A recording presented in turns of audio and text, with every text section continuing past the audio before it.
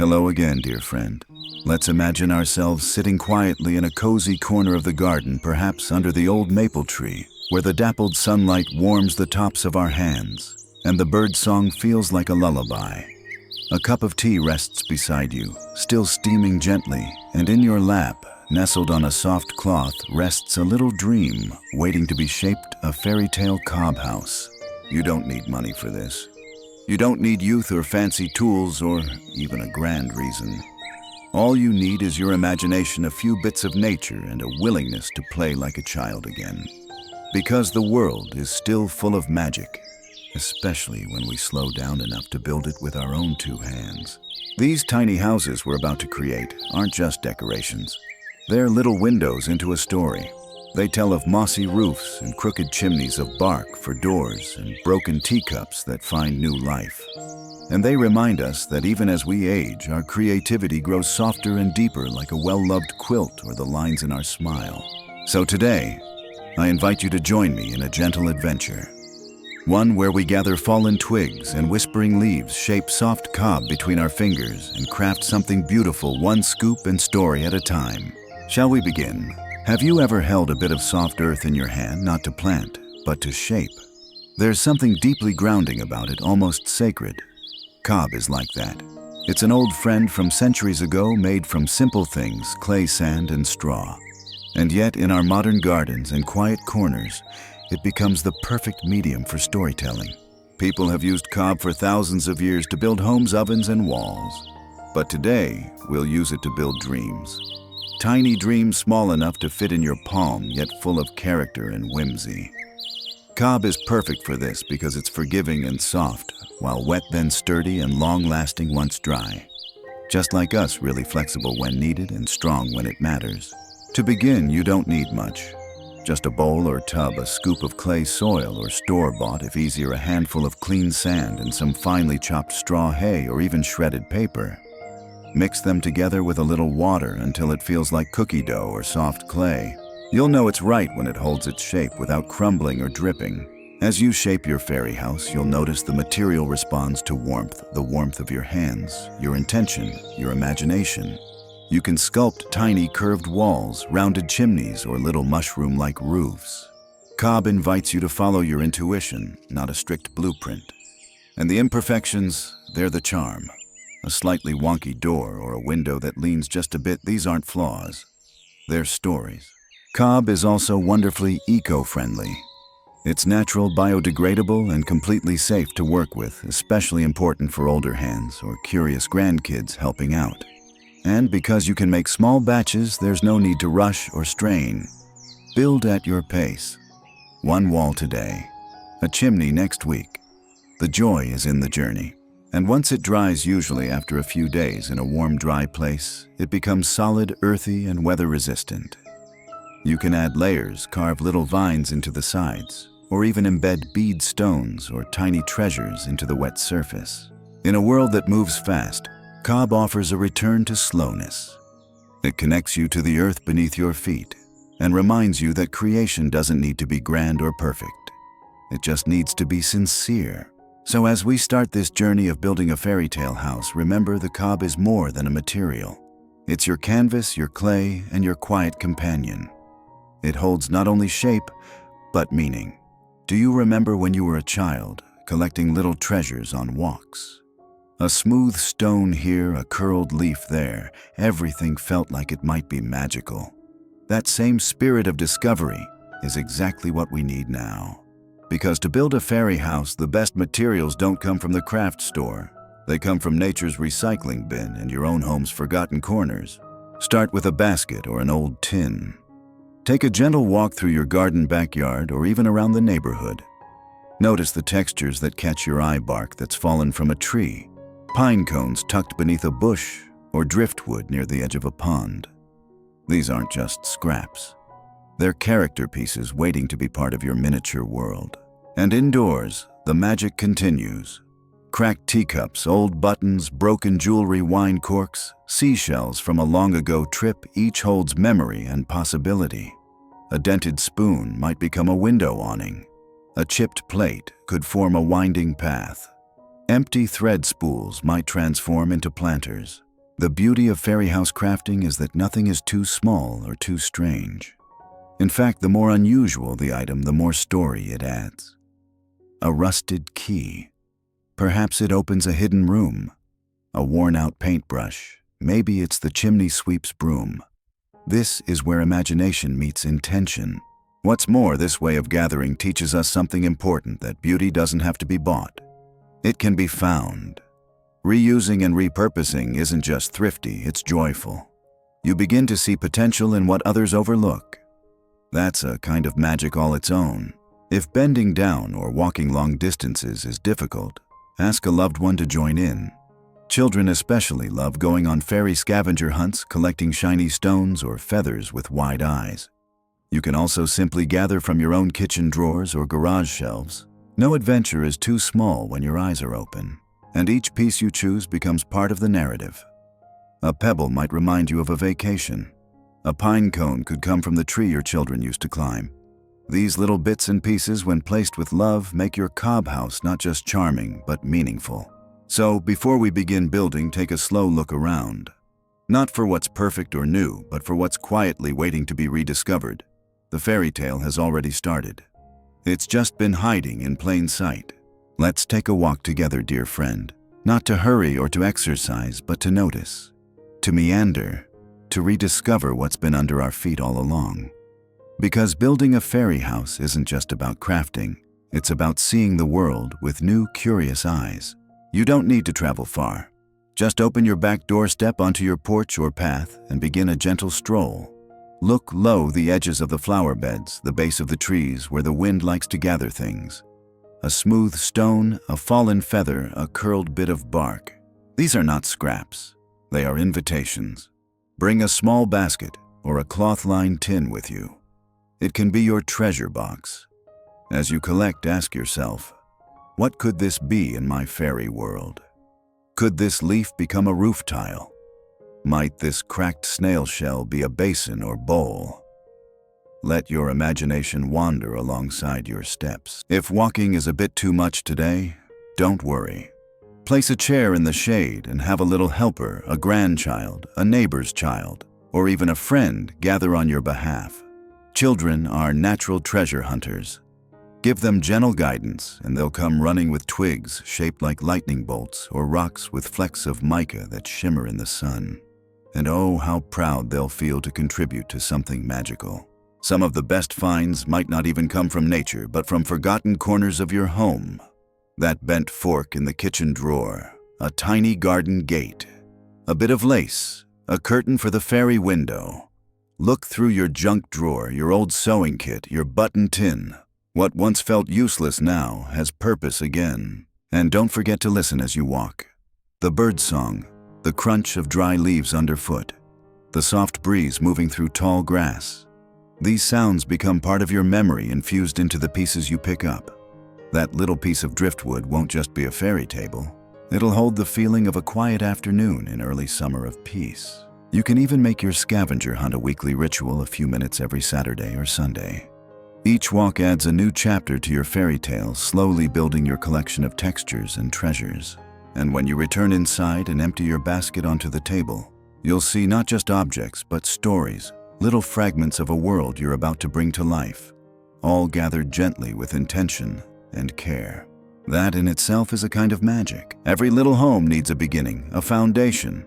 And when it comes to fairy tale cob houses, that foundation doesn't have to be grand or fancy. In fact, it's often something very humble, a yogurt tub, a piece of cardboard, a bent wire frame. Just like real life, it's what you build on top of it with love and imagination that brings the magic to life. Think of this as the skeleton of your fairy house. Something lightweight, simple, and easy to shape. If your hands prefer soft materials, cardboard is gentle and forgiving. If you want something more solid, recycled plastic containers or even scrap wood will do. Wire mesh chicken wire, or even a rolled-up soda can can serve as the bones of your structure. Once you've chosen your base, take a moment to imagine your house's shape. Will it lean a little like it grew with a tree beside it? Will the roof swoop like a mushroom cap? Will there be a chimney or perhaps a curved tower? You don't need to draw a plan, just close your eyes and see it in your mind's eye. Let it emerge like a daydream. Now mix up your cob, the same mixture we made earlier, a blend of clay sand and straw. Begin applying it gently onto your frame with your hands. Press, pat, and smooth. Don't worry about making it perfect. In fact, the most charming fairy houses often have slight lumps, bumps, and curves. They feel alive as if they grew right out of the earth. Use your fingers or simple kitchen tools to shape windows and doorways. A butter knife can etch vines. The end of a pen can press little pebble holes. If your hands get tired, take breaks. This is a slow craft, not a race. Let the rhythm of the work soothe you. Each motion is a small act of care. As your structure takes shape, you might notice that it seems to lean slightly or that one side dries faster than another. That's okay. Cob is a living material. It breathes, it shifts. Just like us, it responds to time and attention. Let it dry in layers if needed. Sometimes leaving it overnight and returning the next day brings fresh inspiration. You can reinforce areas later with a dab of wood glue or an eco-safe sealant. But for now, just focus on bringing the form to life, as if coaxing a house from the soil like an old friend returning home after a long sleep. And as you press the final wall into place, pause for a moment. Run your hand across the soft curves. Smile at the tiny imperfections. You've just laid the foundation for a dream. And it's only the beginning. Let the house grow like a mushroom. Now that your foundation is in place, we begin the truly joyful part, sculpting. This is where your hands take the lead and your imagination follows. It's not about precision. It's about presence. Like kneading bread or potting plants, shaping cob is a rhythmic, almost meditative act. Slow grounding and quietly satisfying. The cob mixture you've prepared, that lovely blend of clay, sand, and straw, should feel cool and smooth in your hands. Soft enough to shape, but firm enough to hold its form. Scoop it gently and press it against your structure piece by piece. No need to rush. Each handful is a small building block of story. Start at the base and work your way up. Use both hands if you like, or even just your palms. There's something comforting about letting your fingers press and mold, not for perfection, but for character. Don't worry if one wall curves inward or a window frame tilts a little. In the fairy world, straight lines are overrated. Let your house grow the way a mushroom might, organically, unevenly, but beautifully. A rounded corner here, a sagging roof edge there. These quirks make it believable, lived in, magical. And if you need help holding up a piece while it dries, use a little twig as support. Twigs and sticks, in fact, are wonderful building companions. You can press them into walls for texture or use them as beams and posts. If your hands get tired, pause. Enjoy a cup of tea, stretch your fingers. This is not a task to complete. It's a visit to your own creativity, to your childhood, to the peaceful part of yourself that still believes in tiny doors and hidden gardens. While the cob is still wet, you can add details right into the walls. Press in beads for stonework. Carve gentle spirals with a spoon handle. Embed broken bits of ceramic like stained glass mosaics. Let your house carry texture and story in every bump and line. Some crafters even like to etch runes or initials, adding a personal touch that makes each creation unique. For the roof, let your imagination take flight. Will it curl like a seashell, droop like a toadstool? Rise to a playful point. You can pre-make the shape with foil or cardboard, then coat it gently with cob. Add a pine cone tip or a bead as a chimney. Everything is fair game. When you're ready to pause, let the structure rest in a dry, shaded place. You don't want it to dry too quickly or it might crack. A slow cure gives your house strength like good bread or aged wood. If cracks do appear later, you can always patch them. Cob, like us, is wonderfully forgiving. And as the light fades and you step back from your work, you may notice something quiet, a feeling of peace. This little house you're shaping isn't just clay and straw.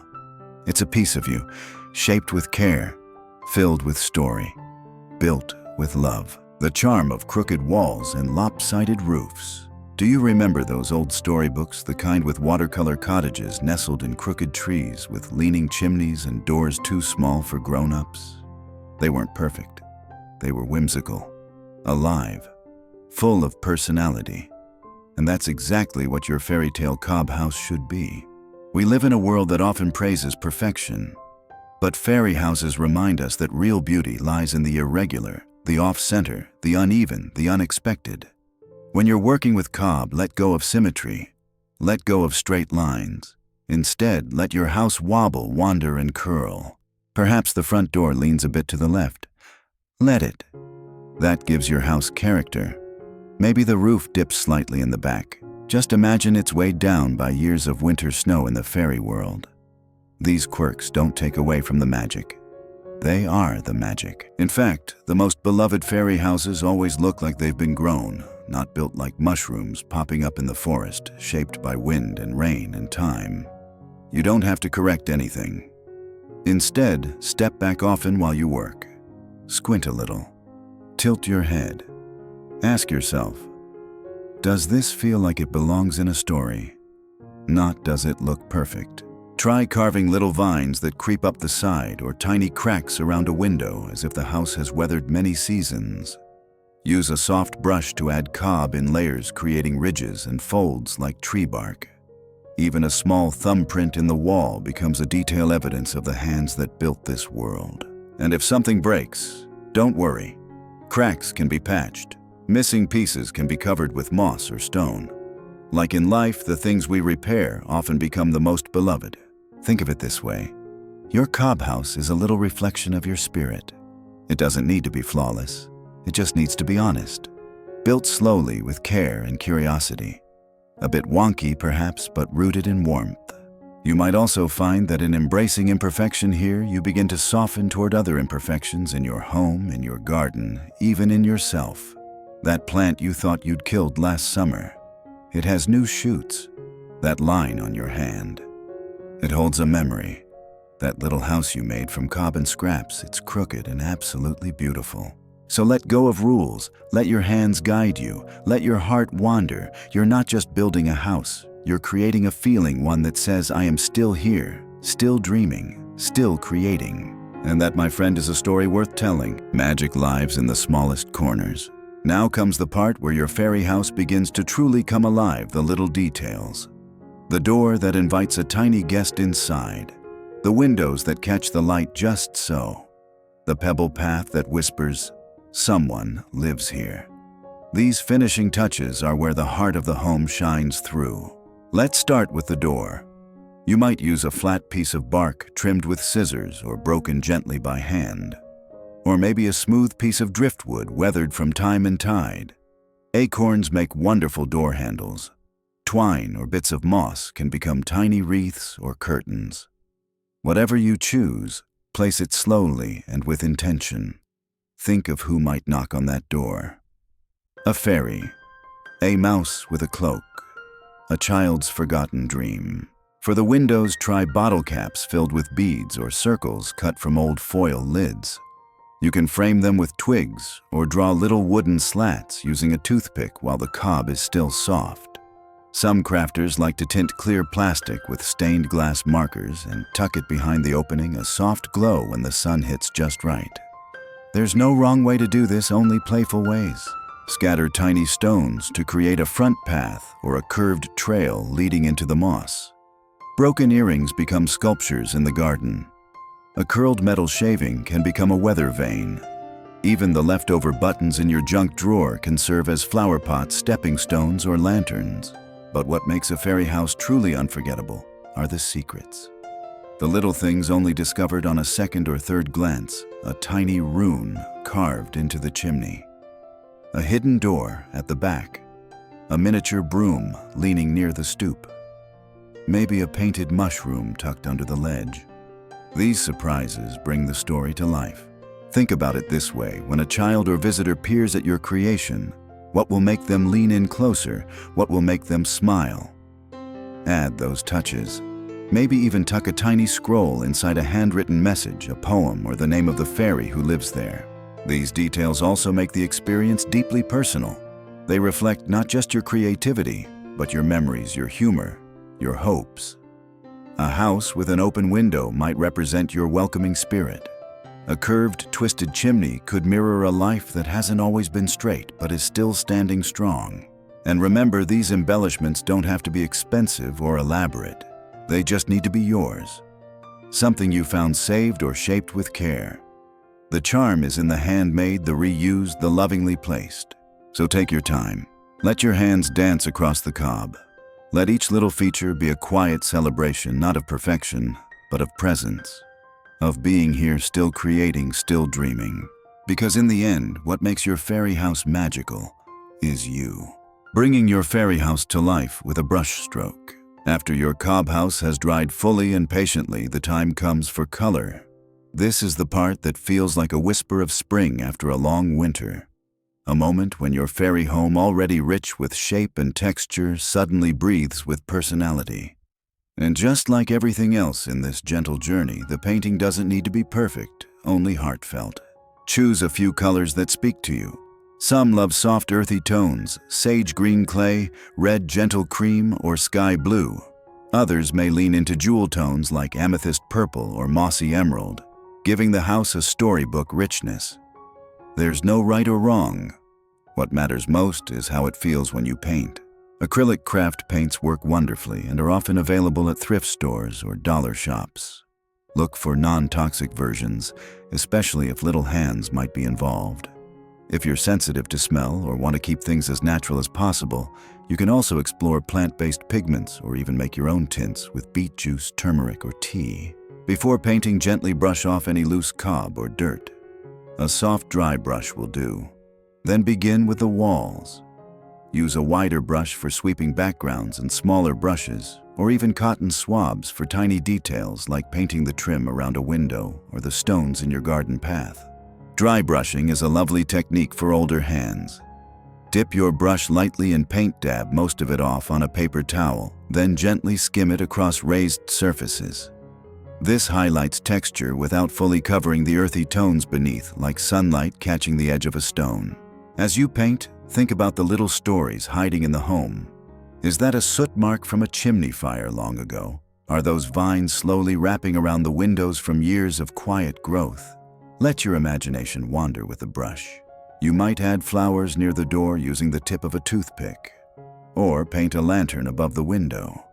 Maybe your fairy loves sunflowers, or perhaps the house has a forgotten garden gate on one side, painted in worn white streaks.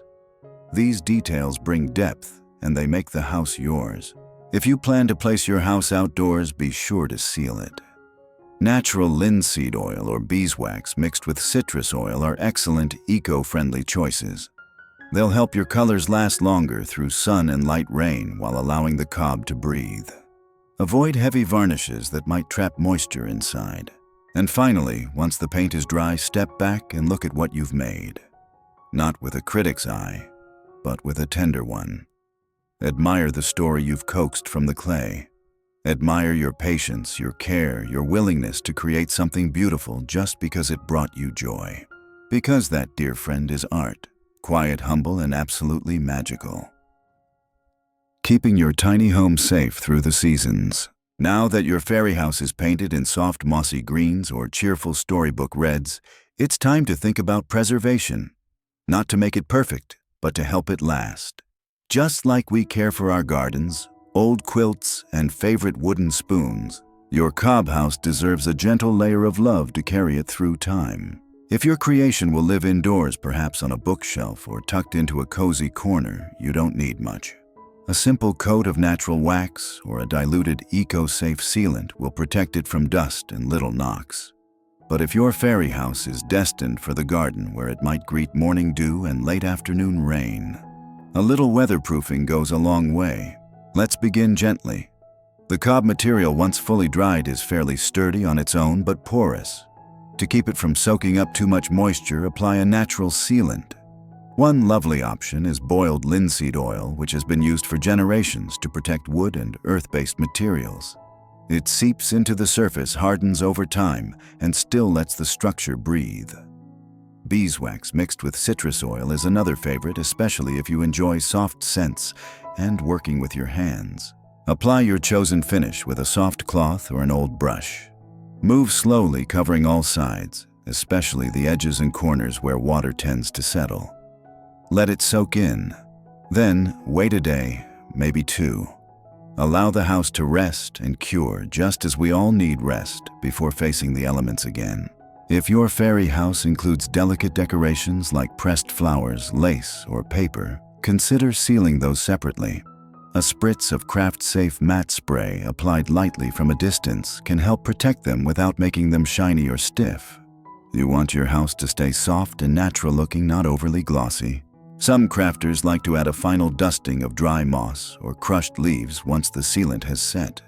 Press them gently into the still tacky surface. These little additions not only add realism, but also help blend the house into the landscape as if it truly belongs there, nestled beside a stone or beneath a fern. Remember, your goal isn't to make your fairy house waterproof like plastic. Instead, think of it like an old cottage with a weathered roof and stone walls protected enough to endure, but still open to change, to time to the seasons. Let your creation breathe, and it will reward you with quiet resilience. And if someday a wall cracks or moss begins to creep in, let it. That too is part of the magic. Nothing in nature stays the same. Fairy houses like us are meant to change with age and become even more beautiful for it. So seal your house not just with oils and wax, but with affection, with care, with the quiet blessing of someone who knows that handmade things, when treated gently, can last a very long time, bringing the forest to your doorstep. Once your fairy house has been shaped, painted, and gently sealed, you might find yourself stepping back and smiling, but also feeling like something's still missing. That's where nature's final touches come in. These are the tiny embellishments, the soft whispers of texture and time that turn your house from charming to truly enchanting. Start with moss. Not the living kind unless you're up for regular care, but dried moss from a craft shop, a floral section at the dollar store, or even your own backyard. A pinch tucked along the roof line, a dab by the door. It's amazing how a bit of green gives life to the structure. It looks like the house has been resting there for years, slowly being embraced by nature. Next, try twigs. Thin, dry, and curiously shaped twigs can become fencing, roof support beams, porch posts, or even little ladders. Arrange them carefully with wood glue or a soft dab of hot glue, always being mindful of how much weight your house can carry. You're not building for strength here, you're building for story. Pebbles make lovely stepping stones or foundation borders. Line them in a soft curve around the base, creating a sense of belonging, like the house has truly grown from the earth. Tiny pine cones cut in half become miniature shrubs. Dried flower buds can become bushes or blooming trees. Look around your kitchen for unexpected helpers. Cloves look like tiny fence posts. Star anise resembles magical wheels or flowers. Even coffee grounds sprinkled at the base can mimic rich woodland soil and add a cozy, earthy scent. Don't forget to include a little whimsy, a mushroom cap made of painted acorn tops, a fairy broom crafted from a twig and thread, or a window box filled with dried lavender and rice grains. These tiny elements create a feeling of a lived-in, loved place. And here's a gentle secret: this step can go on forever. Every walk in the garden might inspire you to add just one more detail. A feather, a curled leaf, a piece of lichen. Let your fairy house evolve with time, like a real home, always slightly unfinished, always ready to welcome another season, another story. If you're working with limited dexterity, tweezers or toothpicks can help with placement. Take your time. There's no rush to finish. In fact, it's often in the slow moments, placing one tiny stone after another, that we feel most present, most at peace. These final touches aren't just decoration. They're an invitation for the imagination, for the child within, for anyone who happens to wander by. They say, look closer. There's more here than you thought. So gather your scraps, your moss, your memories. Let your hands finish what your heart began. And when you're done, your fairy house will not only look like it belongs in the woods, it will feel like it's always been there. A home is not just built, it's placed. Now that your fairy house is finished, it's time for a quiet decision: where will it live? Just like people, fairy homes need a setting, a place that cradles them, gives them context, and whispers a bit of wonder to those who pass by. The right placement turns your creation from a craft into a story. Begin by walking slowly around your space, inside or out. If your house will stay indoors, consider a sunny windowsill, a cozy bookshelf, or a small side table beside your favorite reading chair. A quiet corner in a guest room or entryway works beautifully too. Anywhere you'd like a soft smile each time you walk by. Outdoors, your garden offers many magical nooks. Look for the base of an old tree, a shady spot beneath a fern, or even the edge of a flower bed. Perhaps there's a hollow in a hedge or a mossy rock that feels just right. Often the fairy house will tell you where it wants to go. You'll set it down and something will click. It will look like it belongs. For safety and longevity, place your house on a flat stone brick or ceramic plate. This helps with drainage and keeps the cob from sitting in wet soil. You can also gently nestle it into a planter or container garden, surrounding it with thyme-creeping jenny or tiny succulents that echo the scale of the scene. Add a few supporting props, a curved stick as an archway, a pebble path leading toward the house, or a tiny signpost made from a popsicle stick. These additions create a storybook moment, drawing the eye and inviting the imagination to wander. Children and adults will want to kneel and peek inside. Let them. Let curiosity bloom, and remember, placement is part of the storytelling. A house tucked near a rosemary bush might belong to a kitchen fairy.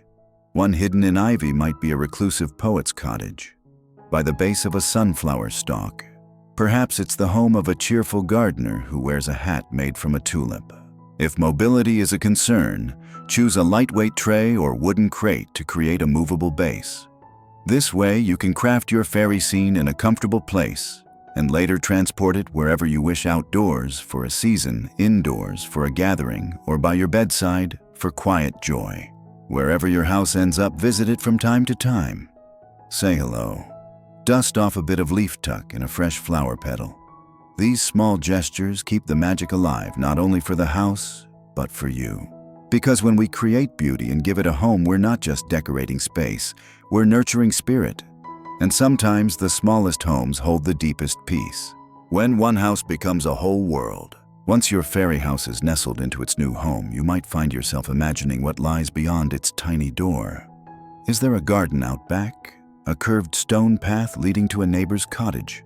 Perhaps even a pond, a wishing well, or a tiny gathering place under a leaf umbrella? That's when you know it's time to expand, to turn your fairy house into part of a magical miniature world. Creating a fairy garden or diorama is like painting with real objects. It's part landscaping, part storytelling, and all joy. And the beauty is, you don't need much space at all. A wooden crate, an old drawer, a broken bird bath, or even a baking pan can become the base of your enchanted scene. Choose something shallow but sturdy, easy to move, and wide enough to give your story room to grow. Start by lining the bottom with soil gravel or a bit of sand for texture. Layer in moss, real or dried pebbles, and bark pieces to build soft hills or winding paths. Maybe a mirror shard becomes a pond. A pine cone transforms into a forest tree. Leftover broken tiles can form a patio for the fairy's afternoon tea. Now gently place your cob house into the scene. Position it like it belongs there, as if it's always been part of this landscape. Build around it with intention. What kind of fairy lives here? Is it quiet and bookish, adventurous and wild? Maybe this is a garden for night fairies with moonstones and lavender, or a sunny meadow haven for flower sprites. Add furniture if you wish: a tiny bench made from twigs, a table from a button and cork, or a hammock strung between toothpicks. You might even craft miniature animals from clay, or collect small figures from thrift stores to add life to the scene. This is also a perfect project for a family or group. Children can help design pathways, choose decorations, and place elements where their imaginations lead. Seniors in care homes or classrooms can each contribute one small detail: a tree, a rock, a flower, building a shared world, piece by piece. And remember, this diorama can be seasonal. In spring, plant real moss and thyme around the house. In autumn, sprinkle tiny pumpkins and golden leaves. During winter, use cotton for snow and tuck a little wreath above the door. Your fairy garden becomes a living story that changes with the year. The act of building a diorama is more than crafting. It's creating a safe, playful corner of the world where joy lives. A place you can return to again and again, not just with your hands, but with your heart. Because sometimes, when life feels too big or too fast, the answer is not to escape, but to shrink the world down to a quiet, gentle scale. One where fairies live. And peace is always just a few pebbles away. Small spaces, big magic. You don't need a big yard or sprawling garden to create a fairy world. In fact, some of the most enchanting scenes bloom inside the most unexpected places. A rusty tin, a forgotten flower pot, a wicker basket from the thrift store. When you think like a fairy, every container becomes a potential world. This is wonderful news for those of us with limited space mobility or energy. Maybe you live in an apartment. Maybe you prefer crafting indoors at a sunny table. Maybe bending over in the garden isn't so easy anymore. That's where container fairy gardens truly shine. They bring the magic up to where your hands and eyes can easily reach. Start with what you already have. A shallow wooden box, an old colander, a cracked bird bath, a drawer without a dresser. Anything that can hold a few inches of soil or moss can become your canvas. Even a hanging basket or wall planter can host a vertical fairy scene with clever placement. Line your container with landscape fabric or plastic if it needs extra support.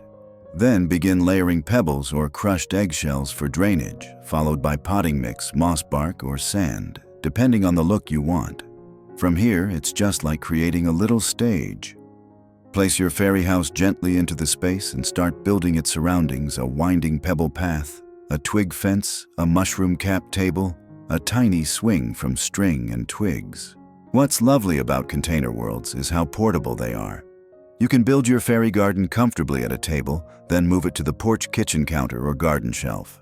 And if the weather changes, or if you want to rotate scenes with the seasons, just bring it inside. These tiny ecosystems are easy to care for and refresh, like turning the page in a picture book. They also make beautiful gifts.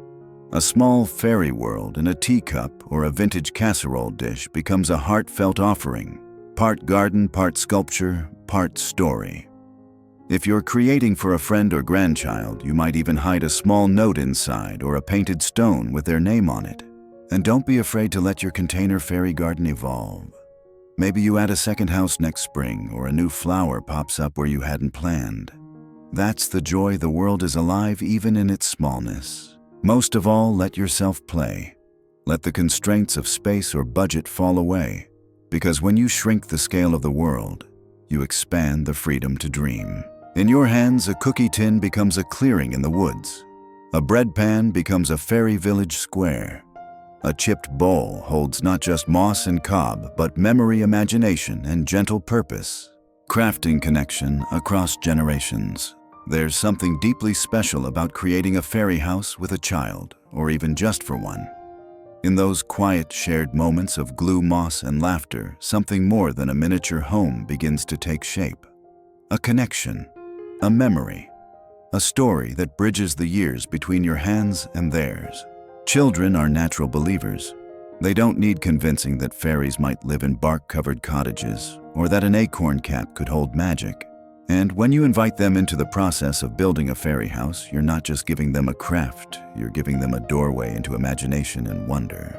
Start simple. Invite a grandchild, niece, neighbor child, or student to help gather materials. A walk around the yard with a basket becomes a treasure hunt. Twigs become magic wands. Pebbles become fairy coins. Fallen leaves turn into roofs and doormats. It's not just about what you find, it's about what you see together. Let the child take part in every step. Mixing the cob, they'll love the mess, shaping the walls, placing the chimney, even deciding where the fairy sleeps or what her name might be. You'll be amazed at how quickly a child's ideas pour out. This window is for the moonlight, or the squirrel brings her letters. If fine motor skills are tricky for little ones, offer easy options. Painting pre-built parts, choosing decorations, or placing moss and pebbles like puzzle pieces. Their joy will be in the contribution, not the perfection. And your joy will be in watching their eyes light up at something they helped bring to life. You can even turn this into a seasonal tradition. A summer garden house, a Halloween witch's cottage, a snowy winter scene with cotton snow and pine sprigs. Each season becomes a new chapter in your shared story, something to look forward to, something to remember. And when the project is done, celebrate. Give the house a name together. Take photos. Display it somewhere special, maybe even outside the child's bedroom window or in a shared garden space. Let them visit it as often as they wish. Fairy house crafting with children isn't about finishing quickly or staying tidy. It's about lingering. About the moments in between the sticky fingers, the crooked doors, the burst of giggles when a pebble becomes a pizza oven. These are the memories that last. And long after the cob has hardened and the moss has faded, the story you wrote together will remain. Not on paper, but in the heart. In the way the child one day tells their grandchild about the tiny house they once made, with someone who loved them very much. So open your hands, open your time, and open the door to something truly magical, a craft that becomes a bridge between generations, where story meets sustainability. Fairy houses aren't just charming crafts, they're powerful teaching tools. Whether you're a teacher, a homeschooler, or a grandparent supporting a young learner, a cob fairy house can be the centerpiece of a lesson plan that bridges art, science, history, and environmental care. In the tiniest walls of a fairy home, there's a whole world of learning. Let's begin with history. Cob is one of the oldest building materials known to humankind. Used for centuries in Europe, Africa, and the Americas, cob teaches children about sustainable living before the word eco-friendly even existed. You can show pictures of real cob homes still standing today, thick-walled cottages in England, curved earthen homes in Africa, or adobe villages in the American Southwest. Then move to science. Mixing cob is a tactile introduction to material science. Children can feel how straw gives strength, how sand adds stability, and how moisture changes the form. It's messy, hands-on, and delightfully memorable, the kind of learning that sticks. You might even experiment with small batches. What happens if we use more straw, less clay? You're building more than fairy houses, you're building observation and curiosity. Next comes art. Painting, sculpting, designing, each step encourages self-expression and storytelling. Children can draw blueprints for their houses, write tales about the fairy who lives there, or name their creation and craft a legend around it. These houses become characters, not just objects. And in a classroom, that means every child's voice and vision is honored. Language arts flourish too. You can prompt writing activities. Describe a day in the life of your fairy. What does the fairy hear at night? Write a poem about the garden gate. Suddenly, reluctant writers find their spark because the story is theirs. And of course, environmental awareness is woven into every twig and pebble. When students use recycled items, a bottle cap for a well, a scrap of fabric for a curtain, they begin to see the world differently. Trash becomes treasure. Crafting becomes conservation. And nature becomes not just background, but collaborator. Even in schools with limited budgets, this project thrives. Most materials can be gathered for free, and the rest sourced from families or community donations.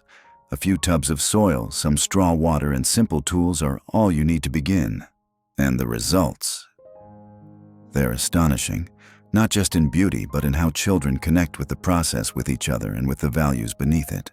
Whether it's part of a unit on folk tales, a science lesson on natural materials, or a creative break between math and grammar, fairy house building brings joy, depth, and discovery into the classroom. Because in the end, when a child builds a fairy house, they're not just making a model. They're building imagination, respect for nature, and a lifelong sense of wonder. And what better lesson is there than that? A year of tiny celebrations. There's a special kind of magic that happens when the seasons change: the smell of cinnamon in winter, the rustle of fallen leaves in autumn, the bright bloom of spring flowers, the buzz of bees in summer. Why not let your fairy houses reflect that same rhythm? By crafting seasonal or holiday-themed fairy homes, you create a tradition that brings joy all year round. Imagine a winter cottage dusted with faux snow. The roof is topped with tiny pine cones, and a soft wreath made of rosemary wraps around the door. A red bead glows like a lantern above the chimney, and inside waits a fairy who brews peppermint tea by candlelight. This could be your December creation, something to display on your mantel, dining table, or windowsill during the holidays. Come spring, your fairy house might bloom with pastel colors, pressed flowers, and eggshell planters. A little bunny made of clay sits by the door. Maybe the house has a moss-covered roof, and a butterfly perched on a twig. It becomes a gentle centerpiece for Easter or Mother's Day, handmade, heartfelt, and full of cheer. In summer, picture a beachside fairy hut made with bits of driftwood seashells and sun-bleached twine. Perhaps you use a cracked ceramic saucer for a patio or a bottle cap painted like a pool. These houses can be tucked among the herbs in your garden or placed on your porch, inviting fairies to rest beneath the stars on warm nights. And then comes fall, a favorite for many fairy house lovers. The colors deepen, the leaves crunch underfoot, and suddenly your tiny home becomes a woodland cabin. Add a curled cinnamon stick as a chimney, dried cranberries for outdoor mushrooms, and a twig broom for the fairies' harvest chores. You might even make a spooky version for Halloween with crooked windows, a witch's hat made from a black acorn cap, and a tiny jack-o'-lantern from a painted bead. The beauty of seasonal fairy houses is that they don't need to be complicated. You can reuse the same base each time, gently swapping out details, or create a series one for each season to display like a rotating storybook. Children and grandchildren will look forward to the new fairy house, and you'll find yourself joyfully planning for it as the months pass. You might even build a tradition around it, a summer garden party to reveal the fairies' beach cottage. A quiet winter evening with hot cocoa, crafting the snow-dusted house together. These rituals become more than decoration. They become memory. And when it's time to store a seasonal fairy house, wrap it carefully as you would a treasured ornament. These little creations, though small in size, grow in meaning year after year. Because with each season we are reminded time passes, beauty returns, and magic is always waiting, even in the smallest corner of our homes. A handmade home becomes a heartfelt gift. Some gifts are quickly forgotten, but others, the ones made slowly with care and story woven into every detail, stay with us for years. A cob fairy house crafted by hand and heart is one of those gifts. Small enough to cradle in your hands, yet full of warmth, memory, and meaning. You don't need a holiday or birthday to offer one. A fairy house makes a lovely gift for someone who's going through a hard time, a quiet message that says, "Here's a little place where hope lives." Or for someone who's just moved into a new home, retired, started a garden, or welcomed a grandchild. It becomes more than a trinket. It's a symbol of rest, imagination, and care. Each gifted house tells a story. Perhaps you build one for your best friend who always loved lilacs, and you tuck a dried bloom beside the window. Maybe you craft a tiny blue house for your sister because it reminds you of the cottage your family visited every summer. Or maybe your grandson helped you design one and now it lives in his room, reminding him of the day you built it together. When preparing a house as a gift, think of who it's for. What colors speak to them? What tiny details would make them smile? A cat figurine by the door, a heart carved into the wall, a seashell tucked near the porch. These touches don't take much time, but they carry deep feeling. Add a handwritten note with the house. Maybe a short story about the fairy who lives there, or a few simple words. May this little home bring peace, joy, and wonder wherever it goes. You can place the house in a small gift box lined with moss or straw, or wrap it in tissue and tuck it inside a basket with tea seeds or a candle. If mailing it, choose a sturdy container and pad it. Well, remember, though small, these houses are strong when cared for properly.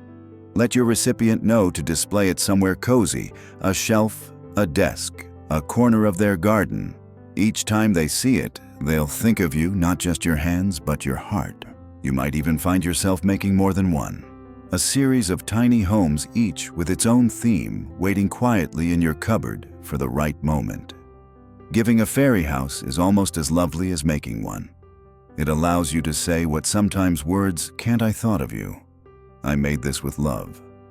I wanted to give you a little bit of magic. And in a world where so much is rushed and disposable, your handmade gift becomes a rare thing, a gentle reminder that care still exists and beauty can still be built slowly. So when your next fairy house is finished, pause. Ask yourself who might need a little wonder right now, and let that house find its way into their story too, inspiring others, one tiny home at a time. There's something quiet and sacred about building a fairy house for yourself. But when you share that creation, when you open it up to the world, something even more beautiful happens. Connection. Your little cob house made from twigs and time becomes a spark that lights up the imagination of someone else. And just like that, the magic multiplies. You don't need to be a professional artist or a seasoned crafter to inspire. All you need is a bit of courage and a heart willing to say, "Here's what I made and here's the joy it brought me." Share a photo of your fairy house on Facebook, Instagram, or Pinterest. Upload a video of your process, not perfect or polished, just real. Tell the story of how it came to be, where you found the bark, why you added the tiny bell, what you felt when it finally dried. These small offerings are powerful. Because there's always someone out there, a grandmother who misses crafting, a teacher looking for a class project, a lonely teen with a love for fantasy who will see your creation and say, "Maybe I could do that too." You can also share locally. Bring a fairy house to your community garden, the library's windowsill, or your local church's fellowship table. Host a fairy house crafting afternoon for neighbors, or teach a workshop at your senior center or garden club. You don't have to be young or tech-savvy to make an impact. Sometimes the most meaningful inspiration comes face-to-face, hand-to-hand. Consider joining crafting groups online or in person. There are entire communities of people young and old who find joy in sustainable building, miniature art, and upcycled decor. By sharing your fairy house journey, you become part of something larger, a global movement of slow, thoughtful, earth-loving creativity. And don't worry about being good enough. Authenticity always shines brighter than perfection. People are drawn to sincerity, to the realness of crooked chimneys and moss-covered windows. It's not about selling or showcasing. It's about connecting through craft, through nature, through imagination. Over time, you may find that your collection of fairy houses has grown not just on your shelf, but in the hearts of those who've been touched by your work. Maybe someone in another country builds their first cob house because of you. Maybe a child begins making their own fairy world after watching your video. Maybe someone going through a difficult time stumbles upon your photo and finds comfort in it, a reminder that beauty can still bloom in small, quiet ways. That's the gift you give when you share. Not just a craft, but an invitation to slow down, to care, to wonder again. So open that door. Let the light of your creation spill out into the world. Because even the tiniest house built from recycled scraps and soft dreams can become a lighthouse for someone else. And that, dear friend, is a kind of magic worth passing on. Your hands still know how to dream. And now, dear friend, as we brush off the last bits of moss and set down our tiny tools, let's take a deep breath and look at what we've created together. Not just fairy houses, but moments, meaning, memories. Each wall you shaped, each pebble you placed, each crooked window you smiled at, they weren't just decorations. They were declarations. Quiet ones, gentle ones. They said, "I still have beauty in my hands." They whispered, "Imagination has not left me." They reminded you that age, money, or ability do not define your creativity. What does? A willingness to begin, a softness to play, and a heart that still sees stories in twigs and tea tins. We often think we need grand gestures to feel purposeful, a big garden, a perfect room, a budget to match our dreams. But fairy houses teach us otherwise. They remind us that even in a small corner of a porch or windowsill, we can bring life, that the discarded can become delightful, that even a cracked cup or a broken button can take on new meaning when touched with love. And in crafting these tiny homes, you've done something even greater. You've made space for whimsy, for connection, for peace. Whether you build alone with a warm cup of tea or alongside a grandchild with muddy fingers, you are building more than houses. You are building bridges between generations, between seasons, between your inner child and your present self. So take a moment now to stand back and admire not just the final product, but the process, the slowing down, the listening to your own quiet joy. Let your fairy house live in your home or your garden, but also in your heart, a reminder that your hands still create, still heal, still imagine. And when someone visits, whether in person or through a photo, and asks, "Who lives there?" smile. Because they already know. The answer is you. You live there in every curve and mossy crevice, in every crooked chimney and painted pebble. This was your magic, your return to wonder. So, dear friend, which idea brought you joy? Which house whispered to your soul? I'd love to know. Leave a comment and share your story. And if you'd like more soft inspiration like this, more peaceful projects, gentle joys, and soulful creativity, feel free to subscribe. You'll always have a seat here. Until next time, may your hands stay curious, your heart stay light, and your garden, no matter how small, always hold a little magic. Happy crafting and happy dreaming.